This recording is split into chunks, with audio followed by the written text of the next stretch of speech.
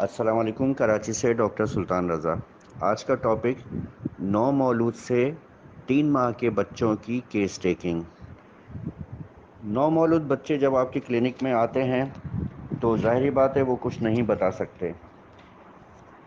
بچوں کی پہلی معالجہ اس کی ماں ہوتی ہے۔ ماں کو قدرتی طور پہ پتہ ہوتا ہے کہ میرے بچے کو کیا تکلیف ہے اور کس وجہ سے ہے، لیکن ستم ظریفی معاشرے کی یہ ہے کہ مائیں اکثر اپنی طرف سے ہونے والی تکالیف کو نظر انداز کرتی ہیں اور بتانے سے قاصر ہوتی ہیں۔ لہٰذا جہاں ماں کی بدپریزی ہوگی اس کے اثرات فوری طور پہ بچے میں نمودار ہوں گے۔ یہ بڑی اہم بات ہے۔ پریگنینسی سے لے کر بچے کی پیدائش تک والدہ کے ہونے والے معاملات بچے پہ اثر انداز ہونے میں بڑی اہمیت کے حامل ہوتے ہیں۔ مثال کے طور پر جب بچہ پیدا ہوتا ہے تو عام طور پہ آج کل کے بچوں میں یرقان یا جونڈس کی تکلیف ہو جاتی ہے۔ اس کی 2 بڑی وجوہات ہوتی ہیں۔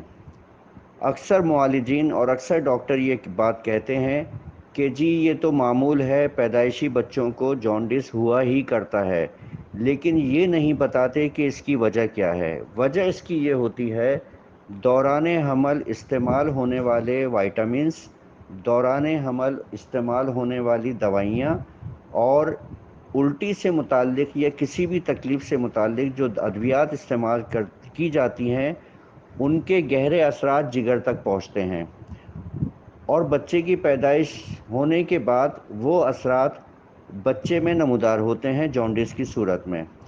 دوسری بڑی وجہ دوران حمل گرم چیزوں کا استعمال کرنا، یا ایسی گرم سے مراد یہ ہے کہ ایسی چیزوں کا استعمال کرنا جو چٹپٹی ہیں، مرغن ہیں، کیونکہ ایسی حالات میں ایسی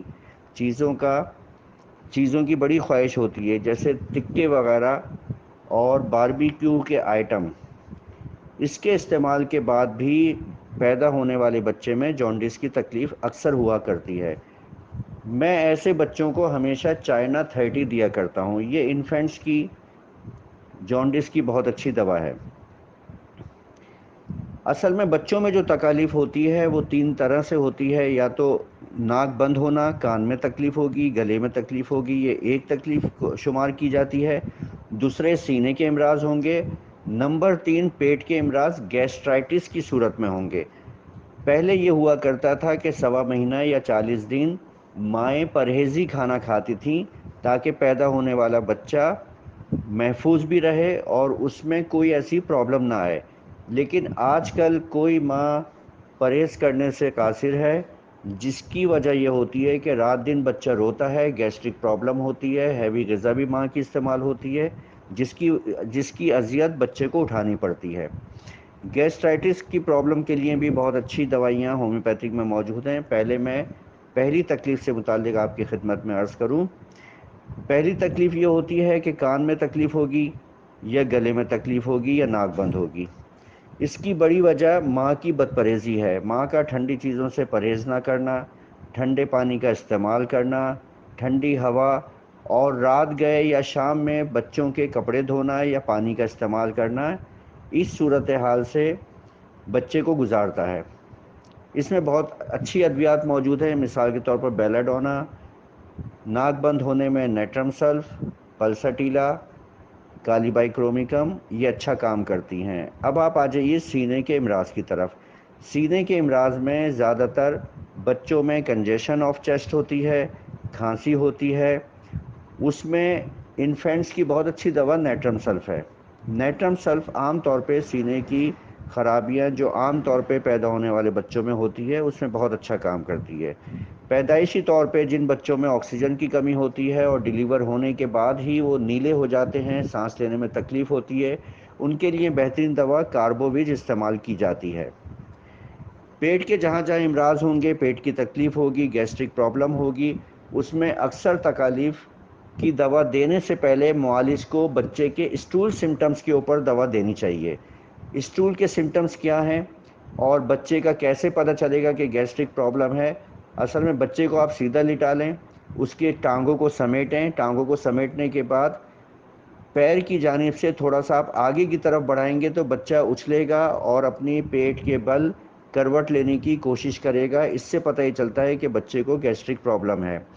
گیسٹرک پرابلم میں اسٹول سمٹمز کے اوپر دوائیاں دی جاتی ہیں۔ مثال کے طور پر اگر بچے کے اسٹول ہرے اور پیلے ہو رہے ہیں تو اس میں پلسٹیلا دوا ہے، بہت اچھا کام کرتی ہے 30 پوٹینسی میں۔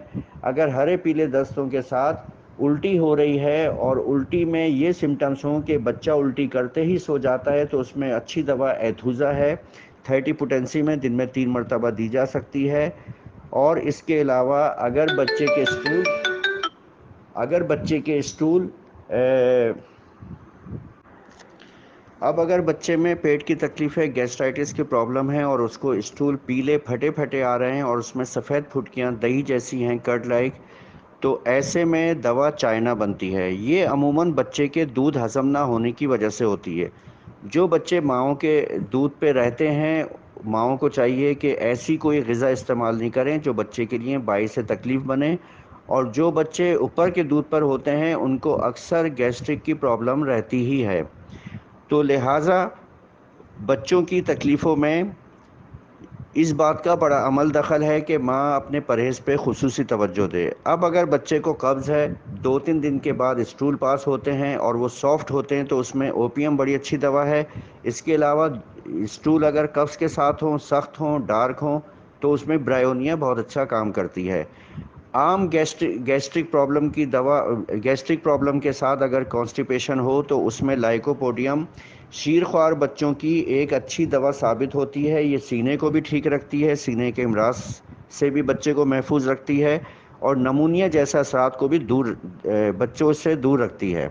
سینے کے امراض اگر سانس کی صورت میں اختیار کر جائیں اور بہت زیادہ سینے میں کنجیشن ہو اور دم گھٹنے لگے اور بہت زیادہ بلغم چھاتی میں بھرا ہوا ہو بچوں کے، تو اس میں ایپیکاک اور اینٹم ٹاٹ بلغم نکالنے میں بہت اچھی معاون دوا ثابت ہوتی ہے۔ عام طور پہ یہی دوائیاں استعمال ہوتی ہیں اور عام طور پہ یہی تکالیف بچے کو ہوتی ہے، جس کا ہم دوا کے ذریعے اور احتیاط کے ذریعے، یہ بہت اہم بات ہے، اس بات کا تدارک کر سکتے ہیں۔ اب میں آپ سے اجازت چاہوں گا۔ Doctor Sultan Raza from Karachi.